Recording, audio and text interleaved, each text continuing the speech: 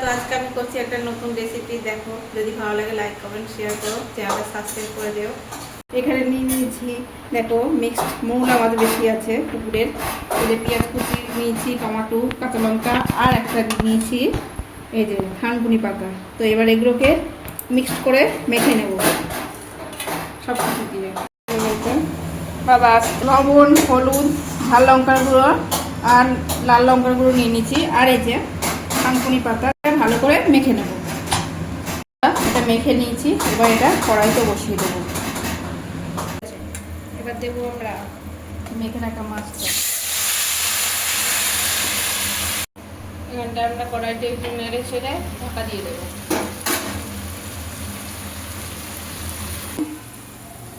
আবার বলো। তো বন্ধুরা দেখো, এখানে থানকুনি পাতাগুলো সব একেবারে মজে গেছে আর মাছটা হয়ে এসছে। তো আর একটু হবে, আমি শুকনো শুকনো করবো, কিন্তু কাঁচা তেল দিয়ে দেবো, একটু সরষের তেল। আমি এই রান্নাটা পুরো কাঁচা সরষের তেলের উপরেই করেছি।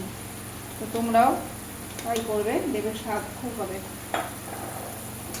বন্ধুরা দেখো, তেল তো বেরিয়ে গেছে, এবার এটা আর এক পিঠ করে উল্টে দেবো। এক পিঠ হয়েছে, আর খুন্তির সাহায্যে বন্ধুরা রেডি।